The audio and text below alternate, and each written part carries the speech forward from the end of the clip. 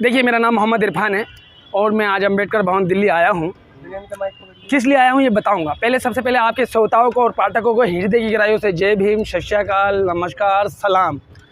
हम क्या कहते हैं कि बाबा साहब कहते थे, मैं कथाकथित समाजवादियों से पूछना चाहता हूँ कि आर्थिक सुधार के बिना सामाजिक सुधार संभव है क्या? नरेंद्र मोदी क्या कर रही है? लोगों को बांट रही है, नफरत फैला रही है, बिल्कुल सेम अंग्रेज़ों वाले काम, लोगों को बांटना और राज करना। हम उसके विरुद्ध हैं। हम सरकार से ये नहीं कहते कि हमारे 50 गज का प्लॉट हमारे नाम कर दीजिए। इस देश का नौजवान ये नहीं कहता साहब कि हमें कुछ दे दीजिए। हम इस देश का नौजवान कहता है कि हमने जीवन का बहुत बड़ा हिस्सा पढ़ाई में लगाया है और माँ बाप को और घर परिवार को, समाज को मुझसे बहुत उम्मीद है। आप मुझे एक रोज़गार की व्यवस्था कीजिए मेरी काबिलियत के अनुसार। मैं ये नहीं कहता कि मुझे एक डीएम कलेक्टर बना दीजिए, जितने मेरी काबिलियत है उतना मुझे काम दीजिए। आत्मनिर्भर बनिए। आत्मनिर्भर, सुनिए, आत्मनिर्भर भारत कब नहीं था और भारत का युवक कहीं कब नहीं था। भारत में सिप्ला है, विप्रो है, ये आत्मनिर्भर नहीं है, ये हमेशा ही रहे। हर आदमी टाटा नहीं हो सकता, इस बात को। नरेंद्र मोदी चाय बेच के प्रधानमंत्री और हमें कहते हैं कि आप आत्मनिर्भर बनिए। पहले वो बनिए। गलत क्या कहते हैं, यही तो सवाल है। गलत क्या कहते हैं? देखिए, जली को आग कहते हैं, बुजी को राग कहते हैं, डिस्कोवरा को नाग कहते हैं, गार्डन को बाग कहते हैं। जो नरेंद्र मोदी एंड टीम के पास नहीं, उसे दिमाग कहते हैं। हम उनसे सीखेंगे। क्या बात करते हैं? विवादित टिप्पणी है। देखिए, विवादित टिप्पणी की अगर बात करेंगे ना, विवादित टिप्पणी की अगर बात करेंगे तो पूरी बीजेपी में 90% नेताओं को जेल हो जाएगी। हम तो समाजवाद की लड़ाई लड़ने वाले, हम समाजवाद की लड़ाई लड़ने वाले एक छोटे से कार्यकर्ता हैं। हमें किसी पार्टी पॉलिटिक्स से मतलब नहीं है। जब कांग्रेस शोषण पे चरम पे थी 2011 में, हम ही उसके खिलाफ थे। हमने जड़ से उखाड़ फेंकी थी कांग्रेस। हम उस हर मंच में नजर आएंगे जहां शोषण के खिलाफ बड़ी लड़ाई लड़ी जा रही होगी। इस देश का पीड़ित, वंचित, शोषित आवाज़ों को दबाया जा रहा है। बेरोजगार, महंगाई, गरीब, पता है करोड़ों लोग डायलिसिस से पीड़ित हैं। करोड़ों लोगों को कैंसर है, कीमोथेरेपी नहीं मिली। करोड़ों लोगों को न्यूरो की शिकायत है, दौरे पड़ रहे हैं, इलाज। सुनिए, क्या मैं जिम्मेदार हूँ। हमें अगर हम अपने राष्ट्र में जन्मे हैं और मैं इस देश का गरीब आदमी हूँ। मेरे पास इतनी क्षमता नहीं है कि मैं फोर्टिस में, सर गंगाराम में, अपोलो में जाके अपना इलाज कराऊं। मानते हैं ना, 5 स्टार होटल से ज़्यादा फीस है उनके बेड की। तो मुझे कैंसर हो जाता है तो क्या मुझे ज़िंदगी में दवाएं लेने का अधिकार सरकार नहीं देगी? मतलब यह है कि समस्या इस देश में हज़ार है, लेकिन नरेंद्र मोदी कहते हैं स्वयं काल चल रहा है। कहने का मतलब यह है, अमृत काल, स्वयं काल चल रहा है। ये हर जगह दुखों का पहाड़ है।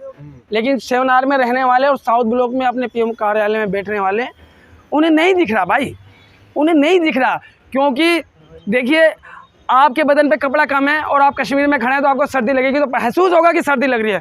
नरेंद्र मोदी मोटी सी जैकेट पहनेंगे और शिमला जैसी गर्मी लेंगे, दिल्ली जैसी, कश्मीर में खड़ा होगा तो उन्हें क्या पता सर्दी का एहसास। हम गरीब हैं। हम क्या कहते हैं? राम मनोहर लोहिया कहते थे कि राम मनोहर लोहिया कहते थे कि अगर सड़कें खामोश हो जाएगी तो संसद आवारा हो जाएगी। हम संसद को आवारा नहीं होने देंगे। समाजवाद क्या है? सबके हिस्से में सबकी रोटी आए, जिसकी लड़ाई भगत सिंह ने लड़ी, अम्बेडकर ने लड़ी, महात्मा गांधी ने लड़ी। हम इस विचारधारा के साथ चलने वाले लोग हैं। हम उन लोगों के साथ नहीं हैं जिन्होंने काला पानी की सजा से बचने के लिए अंग्रेजों के सामने पूरा लंबा लेट गया और उनके सरने में वीर लग गया। आज तो देश विकास कर रहा है। समझ रहे हैं क्या बात कर रहा हूँ? देश विकास कर रहा है। अरे देश का विकास कब नहीं हुआ? जब करोड़ों लोगों को कुर व्यवस्था से निकाल के समाज की मुख्य धारा में अम्बेडकर जैसे महान व्यक्ति ने जब लाया, तो क्या विश्व के पटल पे इस देश का नाम नहीं था? अरे इस देश का नाम कब नहीं हुआ? जब महात्मा गांधी जैसे वीर क्रांतिकारी ने इस देश में जन्म लिया, कब नहीं था? अरे सुनिए, हम बिहारी हैं। सुनिए, हम बिहारी हैं। संघर्ष के बारे में हमसे ना पूछना। आधे पेट खा के ना 1400 किलोमीटर का सफ़र करते हैं, सियासत खाते हैं, सियासत पीते हैं, सियासत तोड़ते हैं, सियासत बिछाते हैं। हम MP में काम करते हैं। अरे हमें MP MLA नहीं बनना। सुनिए, हमें MP MLA नहीं बनना। हम बिहारी हैं, हमारे खून में इंकलाब दौड़ता है। समझ रहे हैं? कभी पूरे देश में चुनाव होगा ना, आप जर्नलिस्ट कभी जाना बिहार, कभी लोकगीत सुनाई देंगे आपको। तो साहब, हम आपसे कुछ नहीं मांगते, दे दीजिएगा जेल। बहुत गरीब परिवार से आते, बिना छत के मकान में रहते हैं। आज भारत में गरीबी है, मानते हैं आप क्या? अगर ये कहते नहीं 80 करोड़ लोगों को राशन दे रहे हैं, अगर नहीं देंगे, अरे मरी माँ की छाती से दूध पी रहा था एक बच्चा कोरोना काल में, विश्व के पटल पे। वो छवि क्या क्या सोचते हैं कि नई दिल्ली के बाहर KFC है, बड़ा बर्गर है, किंग बर्गर है, ये है वो है। यही भारत की पहचान है। 20 रुपये के पराठे खा के ना पटना तक का सफ़र करते हैं विक्रमशिला एक्सप्रेस में। क्या बात कर रहे हैं।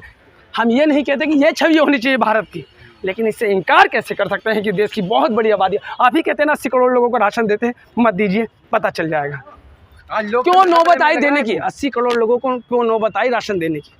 इस पे कोई बात करेगा? ये भी तो अच्छे दिनों का संकेत है। जो लोग मोदी राशन दे रहे तब भी दिक्कत है, ना दे तब भी दिक्कत है। अरे हम तो कहते हैं रोजगार नहीं दे रहे तो दिक्कत, राशन दे रहे तो देखिए आप लोग कह रहे हैं ना, है? आप लोग क्या कह रहे हैं, मैं व्यक्तिगत तौर पे इस बात को की आपको सहमत करता हूँ। और इस बात को मत काटना प्लीज़, अपलोड कर देना। मैं आपसे हाथ जोड़ के हम इस देश की बहुत बड़ी आबादी कीड़ों मकोड़ों जैसा जीवन जी रही है। मैं भी उसमें शामिल हूँ। जो गरीब तबका है, हर किसी का शोषण, अधिकारी से लेकर प्रशासन तक, समाज में जो थोड़ा सा फाइनेंशियल थोड़ा मजबूत है, पैसे में है, उसका भी इसको भी झेल रहा है।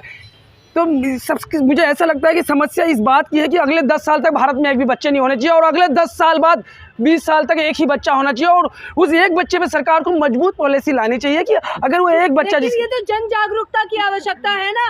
लोग तो कहते हैं बच्चा अल्लाह की देन, भगवान की देन है, तो क्या करेंगे। मेरे अब्बा का विकास हूँ मैं, अपनी अम्मा और अब्बा का, उनके हनीमून से मेरा विकास हुआ है। मैं आपके सामने खड़ा हूँ, समझ रहे ना क्या किया मैंने। लेकिन ठीक है माता रानी, तो इसके लिए सुनिए माता रानी, ठीक है, अल्लाह का शुक्र है कि कुछ ना किया, आपके सामने नजरें मिलाने की ताकत दी मेरे भगवान ने। जो मूर्ति खड़ी है ना, वो प्रतिमा खड़ी है, ठीक है। और हमने देखिए मोदी जी, किसी ने ये वीडियो देखी नहीं देखी, बीजेपी IT सेल देख लेगा। इसीलिए मैं कहता हूँ साहब, हम गरीब आदमी हैं, हम जुल्म के खिलाफ लड़ने वाले हैं, और हम जुल्म को मानने से इनकार करने वाले लोग हैं। हम सारा आपसे डरते नहीं। आप मुझे मोहम्मद इरफान के नाम से जानिए, लेकिन मैं खुद को एक अच्छा भारतीय, एक अच्छा नागरिक हर पल बनाने की कोशिश करता हूँ। योगी को भोगी कहा था आपने, बताइए उस पर क्या कहेंगे। भोगी कैसे हैं वो? आप, मैं आप सभी पत्रकारों को कहा कि गुरु गोरखनाथ पीठ का मैं बड़ा सम्मान करता हूँ। बहुत बड़े महंत और संत हैं, गुरु गोरखनाथ पीठ से आते हैं।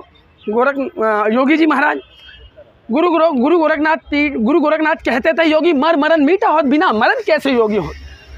अगर मोह माया को नहीं मारेगा, सांसारिक जीवन को नहीं मारेगा, और जब तक तो कैसे योगी बनेगा।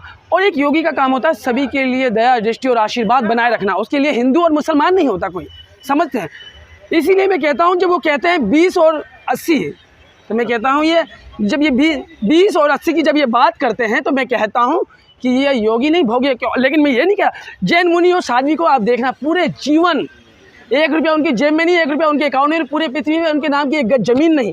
पूरे जीवन कष्ट त्याग किसे कहते हैं, योगी किसे कहते हैं। ये किसी जैन मुनि या साध्वी के चरणों में जाके देखें क्या त्याग है। अरे ये तो राजमहल में रहते हैं, पूरी सुख सुविधाएं ले रहे हैं, पूरे जिस्म पे ना एक मच्छर काटेंगे ना 1000 किसी जैन मुनि को धूप नहीं लगाएगा, कोई मच्छर ना मर जाए। ऐसी सहनशीलता, ऐसा त्याग कि मच्छर काट ले, लेकिन पूरे जीवन में साबुन इसलिए नहीं लगाया कि कोई मेरा जीव ना मर जाए मेरे शरीर पे जो जी। हम क्या कहते हैं कि हम क्या कहते हैं कि दुनिया के 95% हिंदू, 90% सिख, 63% जैन, 64% बौद्ध, 50% पारसी, 9.5% मुस्लिम और 1% ईसाई भारत में रहते हैं। सभी को उनके धार्मिक अनुष्ठान मानने की आज़ादी है और रहनी भी चाहिए। लेकिन इस धार्मिक गठबंधन को तोड़ने की कोशिश की है, इस मोहब्बत की फिजा में आग लगाने की कोशिश की गई। मैं बता रहा हूँ वर्तमान की सरकार, यार हम कोई वो है क्या, हम क्या कह रहे हैं, हम आइडियोलॉजी विचारों की व्यक्तिगत लड़ाई है, हम विचारों की लड़ाई लड़ने हैं। हमें पर्सनली मोदी जी की लड़ाई नहीं है, नफरत करते हैं मोदी जी से। नफरत और क्या, आप लोग मोहब्बत करते हैं मोदी जी से। अगर मैं लड़की होता और वो 18 साल की उम्र में मिलता तो मैं माँ कसम खंबे पे चढ़ जाता हूँ उनसे शादी करने के लिए। बात बताइए, हर हाँ मोहब्बत करता हूँ नरेंद्र मोदी जी से। तो आप लड़की होते तो क्या करते? वो छत पे चढ़ जाता हूँ उनसे शादी करने के लिए। मोदी जी से? हाँ वैसे ये आप कह रहे नफरत है, तो प्रेम इतना है। मैंने शादी नहीं करनी, मैं भी अटल बिहारी वाजपेयी और APJ अब्दुल कलाम के रास्ते पे हूँ। हाँ मैंने भी शादी नहीं करनी, बिल्कुल नहीं करनी। हाँ मैं नरेंद्र मोदी जी की तरह धोखेबाज नहीं रहूँगा कि ब्याह करके गोना नहीं करूँगा, ना ब्याह करूँगा ना गोना करूँगा। हाँ ऐसा नहीं है कि मैं ब्याह करूँगा और गोना नहीं करूँगा भैया। उस कहते हैं दो चीज़ों से ना हर राष्ट्र की पहचान हो जाती है, औरतों के सम्मान से और पशु के सम्मान से। तो वही तो नारा लेकर चल रहे हैं मोदी जी, महिलाओं का सम्मान। नरेंद्र मोदी पक्के महिला विरोधी हैं। कर्नाटका में देखें, आप लेडीज हैं, आपने सर खोल रखे हैं या ढक रखे हैं, आप जीन्स पहने टॉप पहने, आपका जीवन आपकी, यही तो समानता है, यही अम्बेडकर की बात है। वो कहते हैं सर ढकना रिलीजन नहीं, अटैचमेंट है। क्या बात करते हैं साहब, आप तो खुद इमरान है, कैसी बातें कर रहे हैं? मैं इमरान फिर, अरे दीदी आगे ना आपने भी मुझे भेज दीजिए आप मुझे पाकिस्तान। अरे इस देश की मट्टी से इतना मोहब्बत करता, कन कन कट के इसी में लग जाएंगे, इसी में जो लोग माथे से इस मट्टी को, जो लोग इस मट्टी को माथे से चंदन समझ के लगा लेते हैं ना, खुदा की कसम, राम जी की कसम, मैं इस मट्टी में पूरा समा जाऊंगा। और मेरे जीवन में ना, ये क्या किया, ये क्या किया आपने, फिर से करिए। देखो ये धरती माँ जो है ना, ये धरती माँ, जो लोग इसे माथे पे चंदन समझ के लगाते हैं ना, मैं इसमें पूरा समा जाऊंगा, क्योंकि मौत तो बाहर है, मौत तो बाहर है। हम क्या कहते हैं कि रामनाथ सिंह ठाकुर का नाम सुना है, वो कहते थे तुम्हारी फाइलों में मेरे गांव का मौसम गुलाबी है, ये वादे झूठे हैं और ये बातें किताबी हैं। हम इसकी लड़ाई को लड़ने के लिए आए हैं। और आपको एक बात बता दूं, आप पत्रकार हैं, आपके कांधों पे बड़ी जिम्मेदारी है।